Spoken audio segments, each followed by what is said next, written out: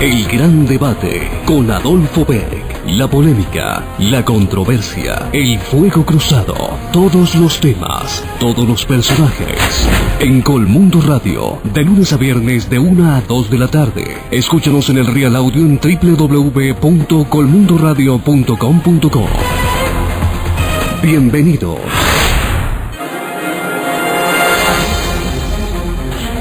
Buenas tardes, grato contar con su compañía a esta hora. Después de la 1:06, estamos en el gran debate con Adolfo Beck, en Colmundo Radio, 1040 AM en Bogotá.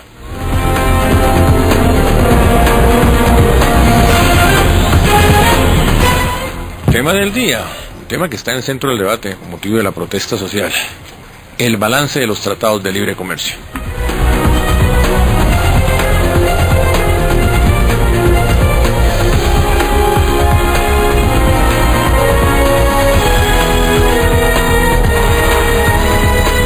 Invitados, mi saludo al presidente de la Confederación General del Trabajo, doctor Julio Roberto Gómez. Bienvenido. Adolfo, como siempre, muy grato estar aquí contigo, con los distinguidos y las distinguidas oyentes. Y bueno, hoy en la grata compañía de una persona muy especial, a quien yo estimo mucho, respeto mucho. Así en algunas ocasiones políticamente no estemos de acuerdo en todo, pero de todas maneras con el doctor Bula siempre es grato conversar y es ante todo un señor. Gracias, doctor Roberto. Sí, quiero saludar al exministro de Trabajo, al exembajador, integrante del Comité Ejecutivo del Polo Democrático, doctor Carlos Bula. Bienvenido. Gracias, Adolfo, a usted, a esta cadena radial y a todos los que nos escuchan sobre este importante tema. Y ninguna mejor otra compañía que la del presidente de la CGT, don Julio Roberto, siempre apreciado compañero y muy admirado por todos nosotros. Con esa presentación y con esa respuesta se anuló el debate. Pues es que el debate es con el gobierno. Entonces, ¿El debate es con el gobierno? Claro, por supuesto, ¿no? ¿Usted maneja la misma idea que tiene el doctor Julio Roberto con respecto a los tratados de libre comercio? Vamos a mirar, pero en general pues estamos respaldando la protesta ciudadana, pienso yo. Así es. Bueno, ¿cuál es el balance de la protesta? Bueno, yo creo que la protesta es muy importante tener en cuenta que es un acumulado de frustraciones de los sectores productivos en este país, comenzando por el campo colombiano, comenzando por el agro, tan maltrecho luego de la nefasta apertura económica del año de 1990, y ahora seriamente afectada de una manera demoledora por la aplicación de tratados de libre comercio, que como es de conocimiento público, yo no soy enemigo de los tratados de libre comercio por principios. He defendido la tesis que el mundo cambió, el mundo se globalizó, y que uno no puede pretender solamente desarrollos hacia adentro en las condiciones en que se dieron en la década de los 80, en la década de los 70, pero sí había que tomar una serie de previsiones, y eso fue lo que no hizo este gobierno, ni tampoco el anterior. Ni ve uno en el panorama nada que signifique cómo nosotros vamos a defender la producción nacional, cómo vamos a defender el agro colombiano, cómo vamos a subsidiar al campesinado colombiano para que continúe produciendo. Hoy los campesinos producen a pérdida todo el tiempo. Ser campesino en este país y ser productor agrícola, sobre todo a nivel de medianos y pequeños productores, es un apostolado. Yo no me explico cómo la gente invierte tanto para ni siquiera recibir el fruto de esa inversión, sino estar permanentemente endeudado en unas condiciones absolutamente inaceptables. De tal manera que es un acumulado de situaciones, esto, el tema de los camioneros y la gente del transporte en general. Un país que llegó al 1.100.000 barriles diarios de petróleo y que continuamos teniendo uno de los combustibles más caros del mundo, por encima de países que no tienen una sola gota de petróleo. Esto no tiene ninguna clase de presentación, pero esto es válido igualmente para los cafeteros que están levantados hoy, los paperos, los cebolleros, el tema de la salud, todo lo que está pasando en el país. Estamos con una agenda muy complicada de cara al futuro en nuestro país. Ese es el tema central, pero en el balance de ¿la protesta sigue? La protesta continúa porque no hay soluciones. Ajá. Y yo lo voy a decir con una enorme franqueza. La movilización que tuvimos en algunos lugares del país, particularmente la de Bogotá, fue muy débil. Uno tiene que tener personalidad y carácter para decir, vea, esto no fue lo que se esperaba. Claro, el día no era el mejor, un día después del puente. Y esto, de todas maneras, impacta la movilización de los trabajadores. Pero bueno, es que las cosas no son lineales. En materia de lucha social, unas veces salen decenas de miles de trabajadores, otras veces salen miles, otras veces salen centenas. Eso tampoco quiere decir que demerita la movilización de los trabajadores en torno a asuntos muy puntuales. ¿Ejercicios como los bloqueos de las carreteras no deslegitima la protesta? Yo preferiría que los bloqueos fueran más parciales. ¿Cómo? ¿Bloqueo o no bloqueo? Pero No. de bloqueo parcial. No. Es que de alguna manera hay que hacer sentir la protesta, porque si la gente sale, se ubica en una esquina, nadie se da cuenta. ¿Usted está con los bloqueos? Entonces yo creo que son indispensables los bloqueos. Lo que pasa es que oportunamente hay que decir, vuelvan, pasen los carros que suministran los alimentos, las ambulancias, que no, ojalá no se afecte el estudio de los niños, toda esta cuestión, todo en su justo medio. Yo también, por doctor Carlos Bula. Sí, claro. Una persona con su familia 13 horas ahí en la carretera, en Tierra Negra, de regreso de su fin de semana en Boyacá. No haga de Esquirol, pero mire. No me meta a mí. No haga de Esquirol lugares porque que no conozco. Porque vea, perdóneme un momentico y yo le hago un planteamiento completo. Mire, el tema del neoliberalismo no es solo una teoría. El neoliberalismo es un acto de agresión contra la nación. Yo estoy gratamente sorprendido porque todo tiene su aspecto positivo. A nosotros nos costaba mucho antes explicar cómo era el tema del neoliberalismo y cómo era el tema del imperialismo. Y eso está claro. En las zonas campesinas está perfectamente claro. Porque esto no es un debate técnico. Este es un debate político. Ni el tema del libre cambio y el tema del neoliberalismo es un hecho reciente ni nuevo. No, traidores a la nación los ha habido en todas las épocas en la historia de Colombia. Hay un libro que yo recomiendo, que lo traigo aquí para mostrárselo a usted, don Adolfo, y famoso, que ya también lo conoce, Julio Roberto, que se llama Las ideas socialistas en Colombia, página 112. De Gerardo Molina. De Gerardo Molina. El hombre de Gómez Plata. Nuestro ideólogo para los socialistas democráticos. Y se sitúa en 1849 con la elección de José Hilario López a la presidencia de la República.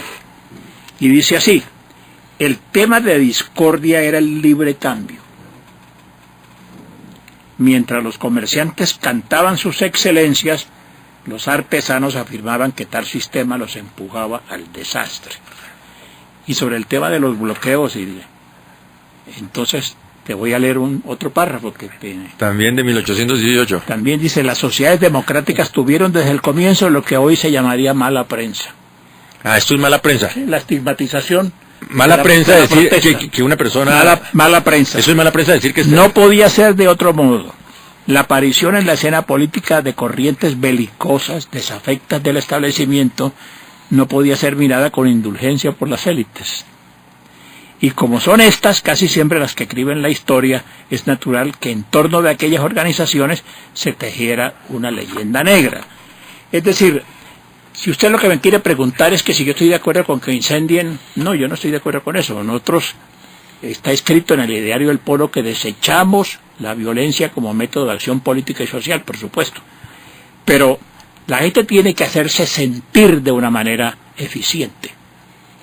Y esos son los bloqueos. Los bloqueos han existido toda la vida.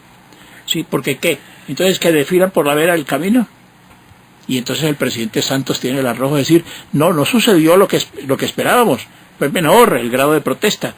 No, hay que protestar eficientemente. No solo el presidente Santos, lo acaba de señalar el presidente de la confederación más importante. Exactamente. La debilidad de la protesta. No, eso fue la marcha de ayer en Bogotá y yo en esto coincido con él.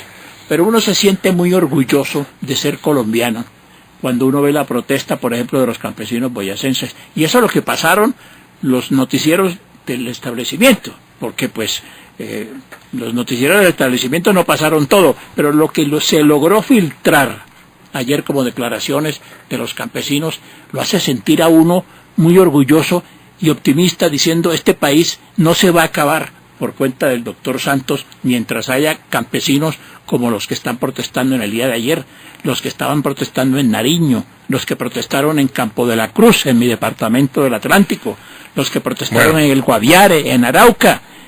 Eso, perdóname la expresión un poco gruesa, pero muy utilizada, esa gente es una berraquera. Pero con esa lógica no termina uno amparando la violencia.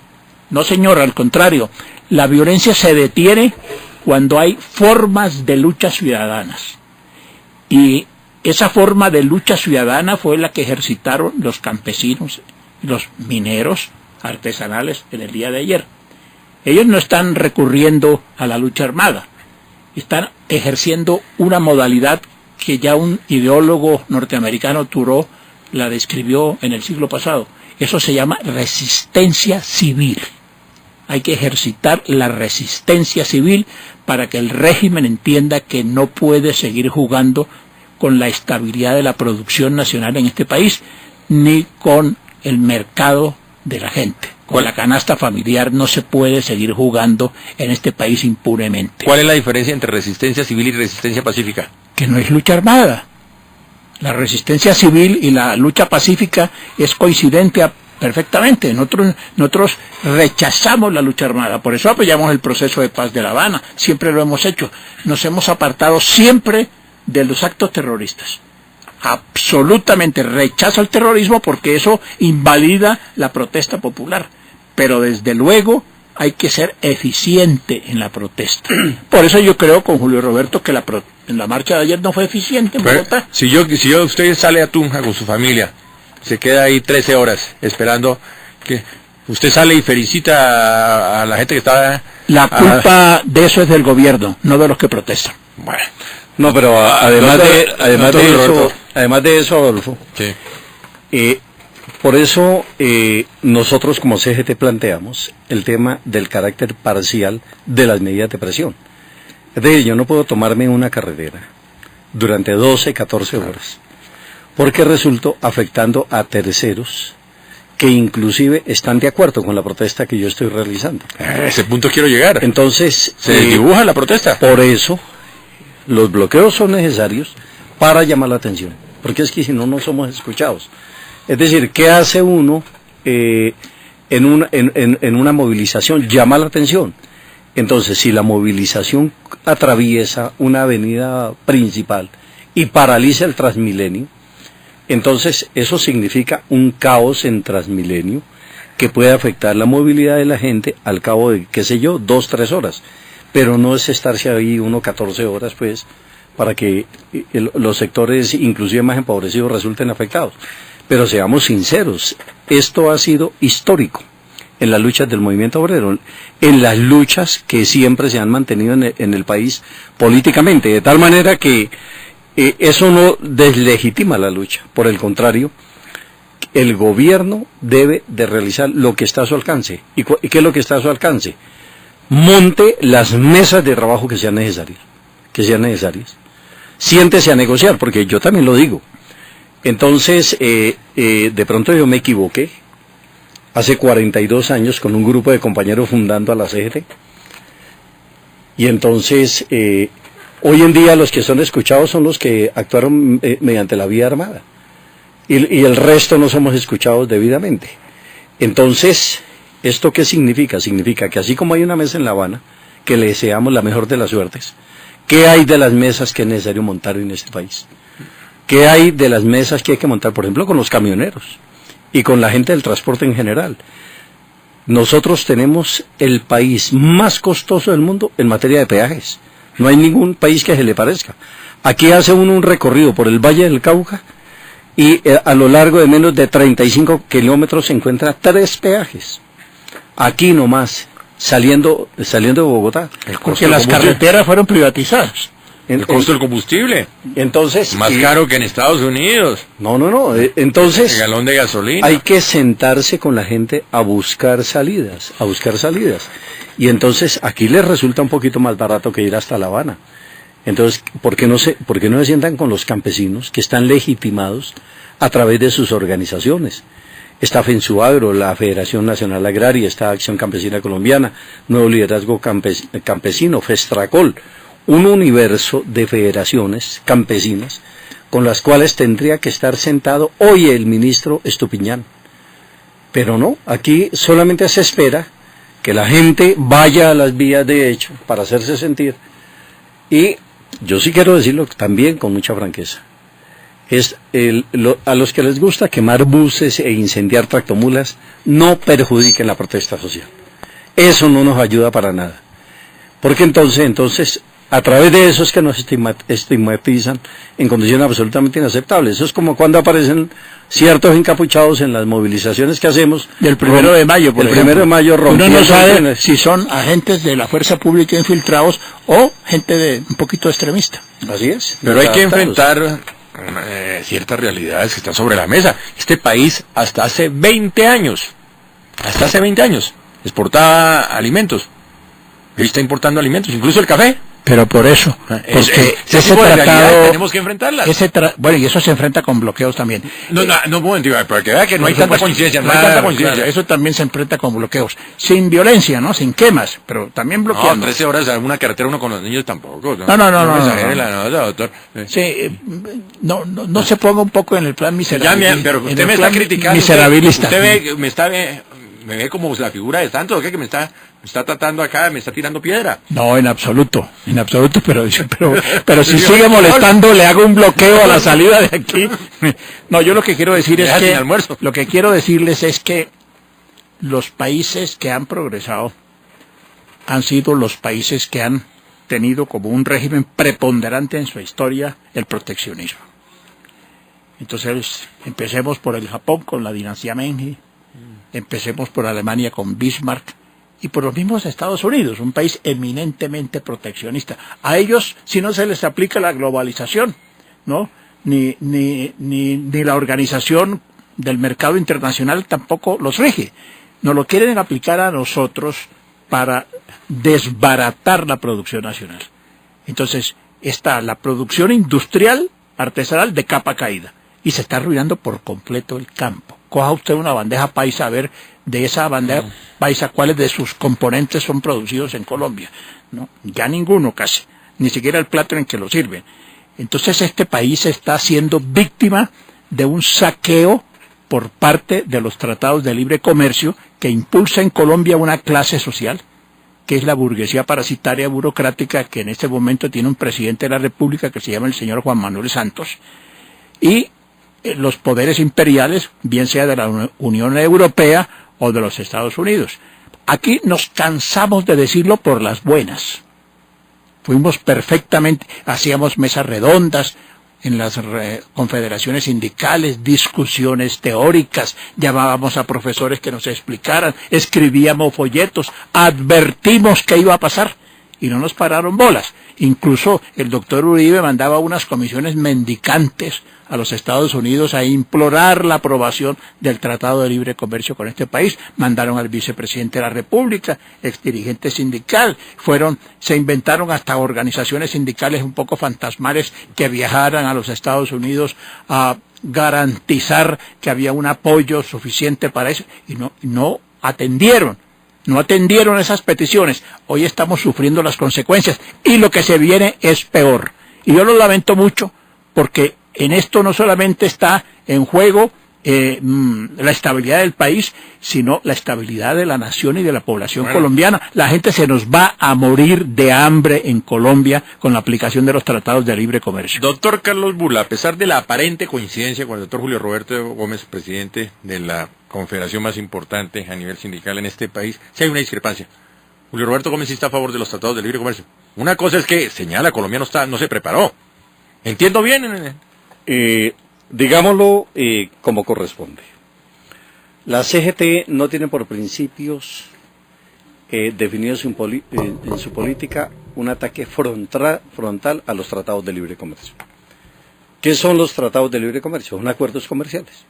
Son acuerdos comerciales entre dos países. ¿Qué es lo que tiene que hacer un país que es firmante de un tratado de libre comercio?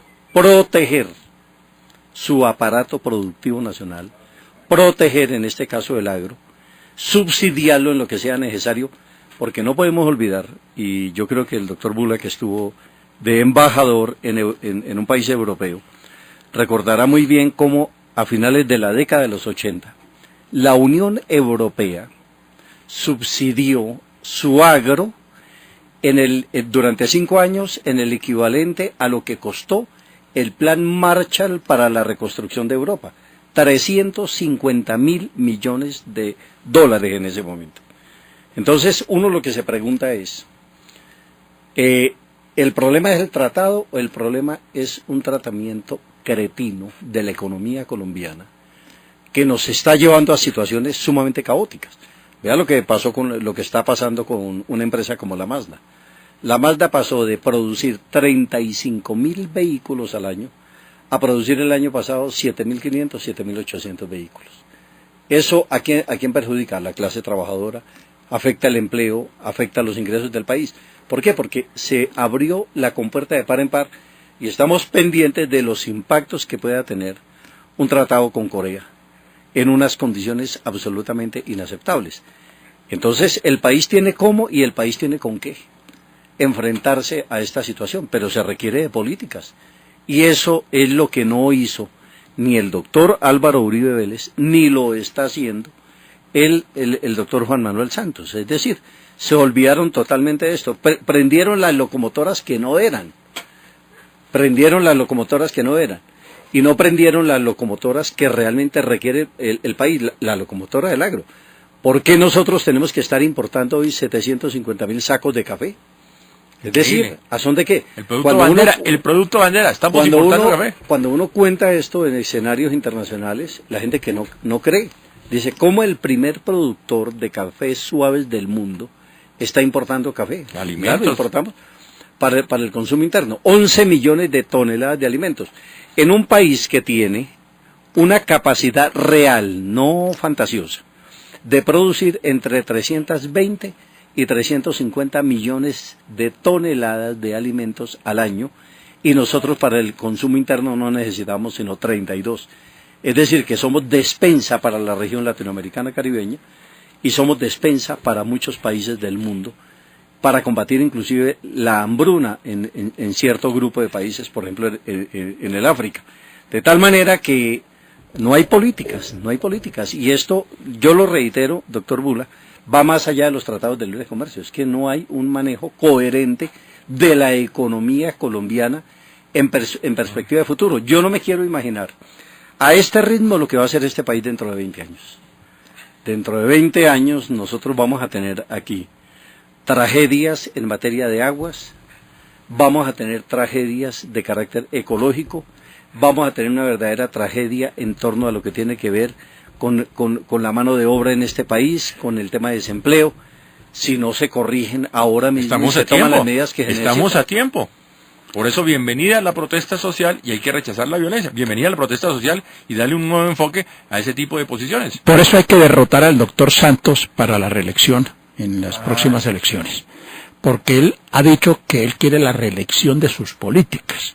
Ahora, ciertamente, como dice Julio Roberto, esto no comenzó con el Tratado de Libre Comercio, esto comenzó en cierta forma en el siglo XX, porque ya he demostrado cómo esa fue una política también del siglo XIX, impulsada aquí por un famoso señor que se llamó Florentino González, que participó además en la conspiración septembrina para asesinar a Bolívar. Entonces, esto comenzó aquí con la apertura económica del doctor César Gaviria. Florentino González. Sí, ese es el hombre que le dañó esa noche. Sí, a Manuelita. A Manuelita, sí. Exacto, sí. Entonces, esto comenzó con la apertura económica del doctor César Gaviria, que era la eliminación de los aranceles. Entonces aquí tenemos una situación en la cual se está permitiendo un desarrollo agropecuario, pero con las siguientes características. Que sean las empresas multinacionales extranjeras que compran o arriendan tierras para los proyectos estos como el que acaba de denunciar el senador Robledo en el Bichada. Entonces, para este tipo de proyectos, si hay financiación... El debate que tumbó al embajador Urrutia. Al embajador latifundista, ¿no? Entonces, y que se va a quedar hasta noviembre, ¿no? ¿Cómo que se va a quedar? ¿No renunció? No, sí, pero eso... Que aquí la gente renuncia y sigue. Y sigue. Mientras el doctor Villegas logra la firma de la paz en La Habana. De la Asociación Nacional de Importadores, porque la Asociación Nacional de Industriales se acabó. Es que aquí lo que está en el poder es... ¿Se le está cambiando el nombre a la ANDI? No, lo que le quiero decir es esto. No, ellos no se van a cambiar el nombre. Ellos apelarán a su personería jurídica, pero yo lo que le quiero decir es esto. ¿Qué clase social está en el poder en Colombia? La de los productores nacionales que nosotros defendemos, porque nosotros no somos enemigos de la propiedad privada. Nosotros defendemos a los productores medianos, pequeños e incluso algunos grandes. Consideramos que mientras enriquezcan el aparato productivo son bienvenidos. Pero ¿cuál es la clase social que está en el poder en Colombia? ¿Cuál es el renacer liberal? Bueno, ahí hay una serie de politiqueros de tercera categoría. ¿El renacer liberal no es Horacio Serpa? No. Digo yo como política, ¿no? No me ponga a pelear con mis amigos. No. Pero si plantea el tema y después... Con mis amigos personales hoy, ya ellos están en otra política diferente a la nuestra, ¿sí? Pero ¿cuál es la clase social que está en el poder en Colombia? Es la de una burguesía importadora. Ese es el sector que representa el doctor Santos como presidente de la República. Es que al doctor Santos hay que decirle esto. Usted puede haber vendido el tiempo. Qué pesar, ¿no? Que un patrimonio nacional, así yo no comparta las orientaciones de ese periódico, ahora sea manejado por un propietario de casi toda la banca nacional, ¿no? Pero bueno, qué pesar, porque eso de todas maneras representaba parte de la cultura y de la política colombiana. Estaba inscrito en la historia política del país, el periódico El Tiempo. Ahora pertenece pues al doctor Sarmiento Angulo. Pero hay que decirle, bueno, usted puede haber vendido El Tiempo, pero no nos venga a vender a Isagen, ¿no? ¿Por qué nos va a vender a Isagen ahora? Si es una empresa que produce rendimientos para hacer unas carreteras cuyos contratistas finalmente se roban el dinero y no terminan ni las infraestructuras, ni las dobles calzadas, ni las estructuras. Esa lógica paralicemos el país como no, señor, pero es que ¿por qué? ¿Qué queda para vender en Colombia ya? El otro día salieron unas pequeñas electrificadoras. Aquí han vendido absolutamente todo. Están vendiendo Ecopetrol a pedazos, ¿no? Nosotros nos oponemos a eso. Nosotros pensamos que hay un sector que debe ser de propiedad estatal. No todo, pero hay un sector que debe ser las empresas de servicios públicos. Por eso yo peleé con el doctor. Usted se opone, porque me gusta eso, porque sí. A la gente hay que aclararle todo. Sí, señor, diga que hay que aclararle. Como el ministro, como ministro del gobierno Samper también frenó cierta... Vea, yo estuve en el gobierno del doctor Samper 6 meses. No estaban en ese momento en el orden del día ninguna privatización, absolutamente ninguna, ni yo firmé ninguna privatización. Por el contrario, le quiero contar, me opuse a la descapitalización de Codensa, según le consta aquí a don Julio Roberto, me opuse. Me opuse a la descapitalización de Codensa porque yo soy partidario de que las empresas de servicios públicos sean de propiedad del Estado y algunas áreas estratégicas de la economía. Entonces, nos están acabando por todos los lados. Están acabando con la producción agraria, están acabando con la producción de la industria manufacturera, están entregando recursos importantes que todo el país ha construido con el esfuerzo de trabajadores y de empresarios, como la producción eléctrica. El país se quedó sin producción eléctrica cuando estábamos vendiéndole energía al Ecuador, a Venezuela y a Panamá y a otros países vecinos. ¿Y el tema de Santos? Él es continuador de esa política.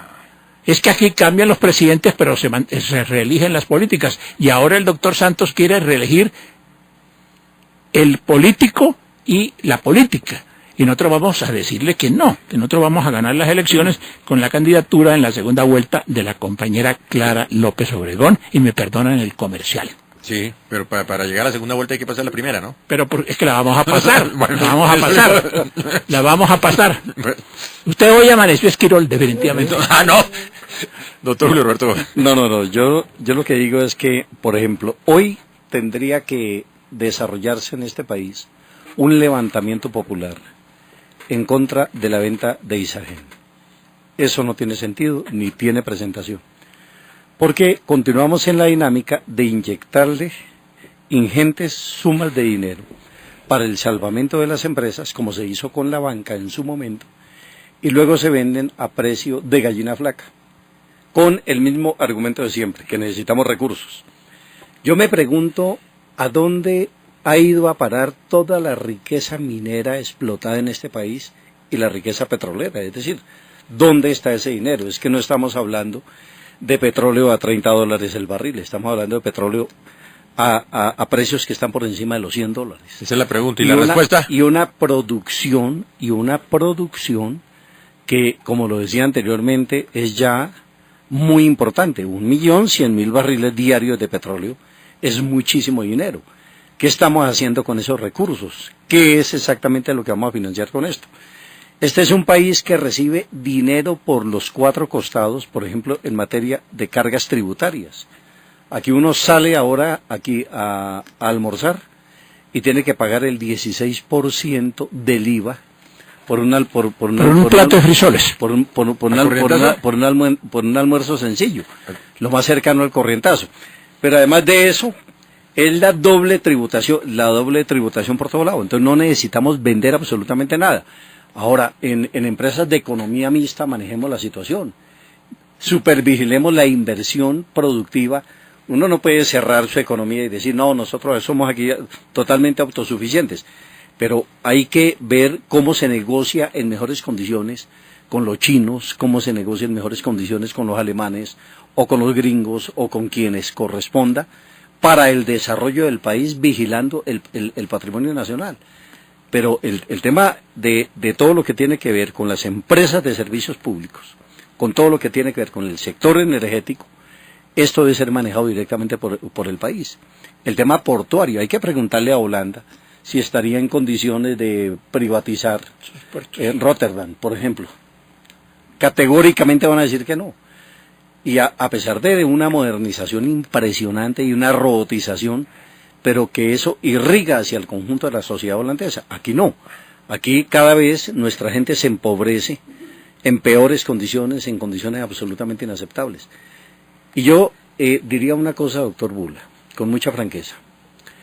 En efecto, hay diferentes lecturas del tema que tiene que ver con los tratados de libre comercio. Yo sé de delegaciones de sindicalistas que viajaron a los Estados Unidos a defender el tratado de libre comercio. Yo no lo comparto por la forma en que lo hicieron, pero eran organizaciones muy importantes también, es decir, no eran organizaciones fantasmas. Cada quien habla de la fiesta según cómo le vaya en ella o como piense que le va a ir,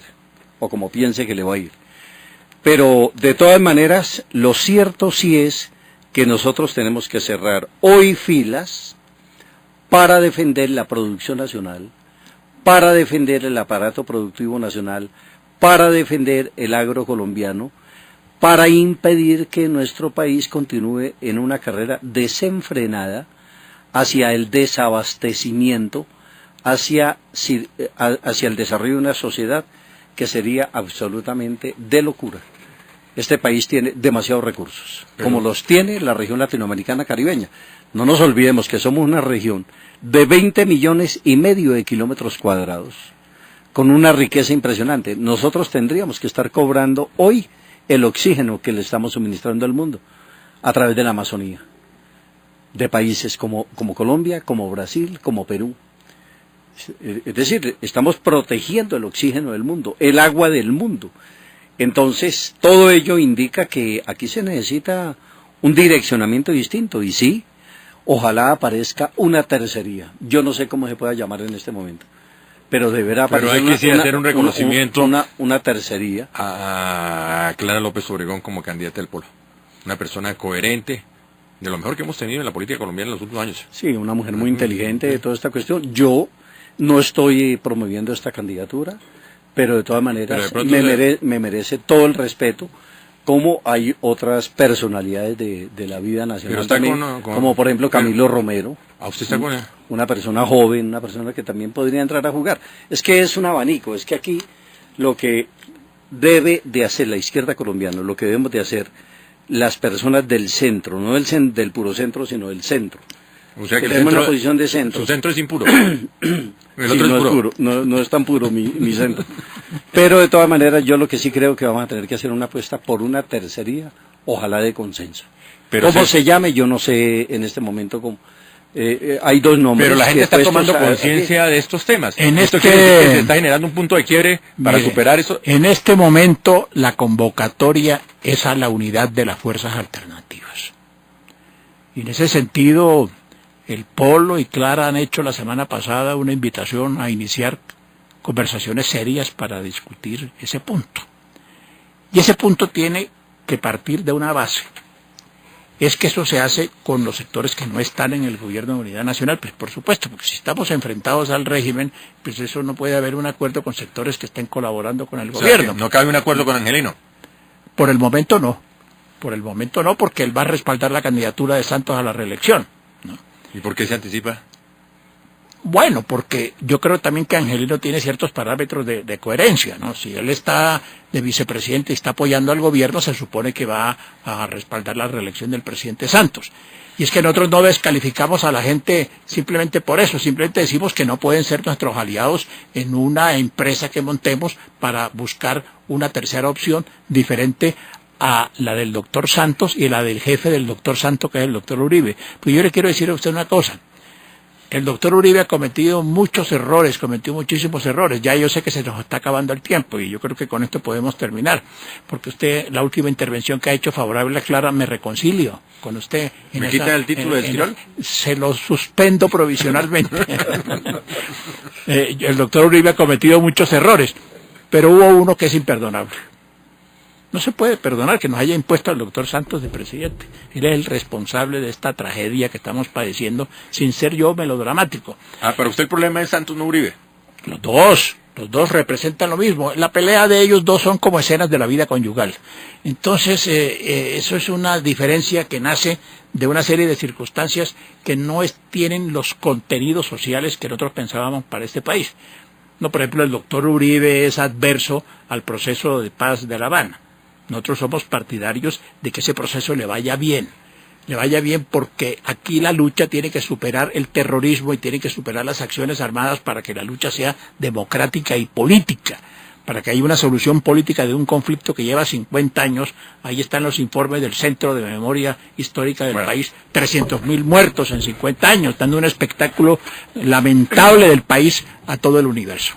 Doctor Julio Roberto Gómez, usted tiene una cita muy importante, ¿verdad? En Sí. esa defensa, en esa hiperactividad que maneja como dirigente sindical. Sí, nosotros hoy en día, doctor Bula y Adolfo, tenemos afiliados a la CGT pueblos indígenas. Qué bueno. La CGT desde sus orígenes se definió como un movimiento de trabajadores. Tenemos comunidades negras afiliadas a la CGT, movimiento campesino. En la CGT hay más de 500.000 de campesinos organizados en diferentes formas. Y hoy en día sufrimos una persecución brutal en uno de los pueblos, Guanán, el compañero Víctor Carpio Conquista, que es jefe de una tribu. ¿Guanán? Sí, ¿Dónde está ubicado la comunidad Guanán? están ubicados en las cercanías de Curbaradó, Ajá. por los lados del Atrato, y curiosamente están seriamente amenazados por las FARC, que son de las inconsistencias que uno no entiende. Es decir, contradicciones podemos tener muchas, pero indígenas amenazados pues por pensar distinto no tiene sentido ni tiene presentación. Paralelo a los diálogos de La Habana. Paralelo a los diálogos de La Habana. Es decir, esto de ninguna manera implica que nosotros entonces ahora le apostemos al fracaso de lo de La Habana. Nosotros queremos que eso La CGT fructifique exitosamente. apoya. Nosotros apoyamos el proceso de La Habana. Lo que nosotros estamos diciendo sí es con reglas del juego claramente definidas y no a una política de impunidad. Necesariamente no se firma la paz ofreciéndole cadena perpetua a los a los actores de la guerra, pero tampoco en una política de impunidad. En ese sentido, este país tiene que debatir mucho, tiene que buscar formas de profundizar ese diálogo. Nosotros hoy, a través de una organización católica, los claretianos, hemos logrado desplazar a varios de estos compañeros que están amenazados, y algunos de ellos están muy atemorizados, prácticamente están pidiendo salir del país. Sus familias están seriamente amenazadas, incluyendo niños. En fin, es una situación bien dramática la que están viviendo. Vamos a sostener una reunión con ellos y estamos esperando una reunión con el señor ministro del Interior, precisamente para ver de qué manera se van a proteger estas comunidades. A propósito del tema, ¿usted ha conversado en estos días con el presidente Santos, con el ministro Pardo y con el ministro del Interior? He estado conversando con el ministro del Interior. Pero con el ministro del Trabajo. Con el ministro del Trabajo igualmente hemos tenido la oportunidad de conversar, porque es que aquí esto está atravesado por una serie de situaciones sumamente complejas. Lo que está pasando, por ejemplo, van a cerrar el Hotel El Prado de Barranquilla. No me diga. ¿Esa olla histórica? Entonces, y lo van a cerrar y van a despedir a 150 trabajadores, que significa el hambre para esas 150. Pero eso no está en manos de Superfaciente. Nosotros estamos diciendo es que ¿por qué no nos entregan el hotel y nosotros lo administramos? Entre la CGT y el sindicato estamos en condiciones de administrar ese hotel. En mi concepto, el mejor hotel que tiene Barranquilla. Bellísimo. Lejos. La costa. Pero es de esa generación de este arquitecto español, del Tocarema, del Caribe, del Pipatón de Barranca. Esa arquitectura. Vea, toda persona amenazada merece la solidaridad, y todo sector también. Yo por eso recibo la solidaridad de ustedes, porque recientemente fui objeto en el Polo de una amenaza de un sector que se llama Disque Los Rastrojos. Hay ¿No que rechazar. Entonces, pues, igualmente me parece repugnante que sectores armados amenacen a sectores que no tenemos armas para nuestro ejercicio político y social. De manera que yo le deseo, Julio Roberto, muchos éxitos en las gestiones que usted adelanta. Creo que estamos teniendo avances. Ayer la FARC hicieron en La Habana una confesión que a mí me parece positiva, ¿no? Dijeron que ellos hacían el reconocimiento de que habían causado dolor en muchos sectores de la población y que estaban dispuestos a la reparación correspondiente. Por eso la política que hoy se impone en Colombia es la de la reconciliación nacional. Yo creo que hay dos clases de acuerdos, y esto a la gente se le olvida. Hay unos acuerdos que son para vivir juntos. Esa es la Constitución.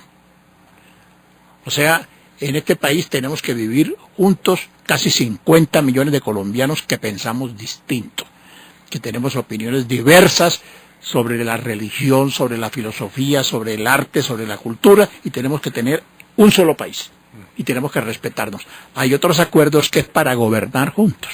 Esa es la coalición que estamos tratando de armar alrededor de una candidatura de tercería, como le llama Julio Roberto, en la cual nosotros proponemos el nombre de la compañera Clara López Obregón, para que se enfrente al candidato del doctor Uribe. No sé cuál de los enanitos va a ganar esa consulta interna. Un momento, ¿por qué esos enanitos? Pues porque son enanitos del doctor Uribe, o el candidato del doctor Juan Manuel Santos, que es el mismo, ¿no es cierto? Entonces porque nos están tratando es como de sacar de la vida nacional esa confrontación entre estos dos personajes que eran hasta hace poco juntos, porque juntos invadieron el Ecuador. ¿Usted se acuerda? Juntos lo hicieron. Juntos participaron en lo de los falsos positivos. Estuvieron juntos. Y entonces un día se dividen y entonces dicen que Colombia tiene que escoger entre el uno o el otro. No, señor. Colombia va a escoger una nueva opción para la política nacional. Bueno, como en el famoso cuento No se me adelante, terminamos con lo de los tratados de libre comercio, que es el tema central. Puede ser. Yo creo que hay que replantear y reconsiderar la aplicación de los tratados en Colombia. Romper un tratado internacional no es una empresa. Yo no soy un demagogo que uno puede decir mañana que el gobierno se siente con el presidente Obama y diga liquidamos el tratado. Pero eso no hay que eso no sería serio, ¿no? ¿Quién sabe qué va a pasar con Nicaragua? Pero ese es otro tema que yo le pido que me invite otro día. Vamos a invitar a la doctora Noemí esta semana. Bueno. ¿Me acompaña? Pues lo acompaño. Qué bueno volver a ver a una dama tan elegante y tan estudiosa. Pero yo lo que quiero decir es que eso hay que reconsiderarlo y replantearlo. la aplicación de los tratados de libre comercio sobre una base que garantice la producción nacional, que por cuenta del Tratado de Libre Comercio no se pierda ni una hectárea de papa ni la producción de un automóvil en este país. Sí, ese es un buen enfoque. Totalmente de acuerdo. Yo creo que hay que replantear la política. Hay que proteger, insisto en eso, la industria nacional. Hay que proteger el aparato productivo nacional. Lo que hoy está ocurriendo con la industria manufacturera es muy preocupante. Por ejemplo, no solamente el tema de situaciones como las que vive la Mazda o Colmotores, es lo que están viviendo los autopartistas y en general toda la industria manufacturera en el país. No solo por los tratados de libre comercio, por el contrabando. Por el contrabando. En el caso de China también, no solo por tratados de acuerdos comerciales. Tenemos inundadas las calles de Bogotá con el zapato chino. Así quebrado es, zapatos a 10.000 pesos. Esto es absurdo, de tal manera que yo creo, Adolfo, que estamos de cara a grandes desafíos. Seguramente sí va a haber un candidato desde las filas del doctor Santos. Se habla que es él. El doctor Santos. Yo he hablado con Angelino Garzón. Su corazón le dice que yo he hablado con Angelino Garzón. Usted ha hablado, usted es el gran amigo de Angelino. Y Angelino Garzón ha dicho, si Santos no es candidato, porque podría presentarse ese escenario, él está pensando seriamente que él sería candidato. No solo él, Vargas y no Lleras solamente también. del santismo, sino de muchos sectores. Ajá. Pero si no, hay que construir la tercería. Si no, hay que construir la tercería. Nosotros, y yo lo he dicho públicamente, uno tiene que ser firme en lo que piensa. Nosotros votamos por el doctor Santos en la segunda vuelta, una vez que fuimos derrotados con el candidato nuestro, que era Petro. Y votamos por la presencia allí de un hombre y un demócrata como Angelino Garzón. Esa fue la razón. Pero para esta ocasión no vamos a acompañar la candidatura del doctor Juan Manuel Santos si decide lanzarse a la reelección. No vamos a estar con él, vamos a estar trabajando por la construcción de una tercería, porque yo creo que esto es lo que el país se merece, y una tercería que no sea simplemente una salida y de dejar una constancia histórica, sino una tercería que, para ganar, Julio Roberto. Usted está abriendo con esa política nuevos caminos para el país, y nosotros le agradecemos mucho eso y vamos a tenerlo en cuenta porque nos tenemos que sentar con usted a conversar. Muchísimas gracias. ¿Es una invitación del Polo? Sí. ¿Me lo invita a una reunión con la doctora Clara? Por supuesto, claro que sí. Bueno, porque él ya anunció un precandidato que no está en la lista, a Camilo Romero. Así es. ¿El movimiento original de Camilo Romero cuál es? Bueno, él viene del Polo. Claro. Está en el Polo, actualmente está en el Polo. ¿Camilo Romero está en el Polo? Sí. ¿Usted certifica eso, doctor? Yo no excluyo absolutamente a nadie que expresamente no haya dicho que se retira. Así es. Eso incluye al senador Avellaneda. No, es que Avellaneda sí dijo que se retiraba, entonces pues hay que respetar. Y el doctor Guevara dijo que se retiraba, y el doctor Petro se retiró. Eso son posiciones ¿Y respetables. si quiere regresar el doctor Petro? No sé, eso sí, no sé. Y yo fui cofundador del Polo. Ah, sí, claro que Lo sí. que pasa es que me iban a echar, entonces me fui antes. Sí. ¿Y no tiene ganas de regresar? No, No. por ahora no. Por ahora no, ni al Polo ni al Partido Liberal. Ahora estoy independiente, totalmente. Pero no para la convergencia es otro nivel. La convergencia es otra cosa. Termina el gran debate con Adolfo Valle en Colmundo Radio. Mi querido Eduardo, el espacio de la media hora, pues lo metemos en estos 2 minutos. Esas promociones y todo, y cerramos el programa. Gracias por su colaboración en la parte técnica, Eduardo Molano. Muy complacido, doctor Julio Roberto Gómez. Muchas gracias, Adolfo, como siempre. ¿Tiene usted el último número de la revista de la CGT? No, yo tengo aquí una placa. No me diga. Yo tengo aquí una placa que muy merecida, la debíamos, estuvimos en el homenaje, y es una placa que dice la Confederación General del Trabajo otorga el presente reconocimiento al periodista Adolfo Beck, director del programa El Gran Debate, en su 20º aniversario de estarse. Lo aplaudimos. Muy amable, grato. Usted sabe con qué cariño la recibo y todo lo que usted representa para mí y para este programa. Muy gentil, doctor Julio Roberto Gómez. Gracias, doctor Carlos Bula, por acompañarme. Un abrazo para toda la gente, el comité ejecutivo de la CT, Muchas gracias. para todos los integrantes, y recibo esto muy emocionado, Muchísimas gracias. muy agradecido. Para todos, feliz tarde. Nos encontramos mañana, si Dios quiere, 1 de la tarde en Colmundo Radio 1040 M en Bogotá, en el gran debate con Adolfo Beck. Lo llamo. Síguenos en nuestras redes sociales. Facebook, Adolfo Beck. En Twitter, @el gran debate. Síguenos en televisión, todos los martes de 9 a 9:30 de la noche, en Teleamiga Internacional. Programas diferentes.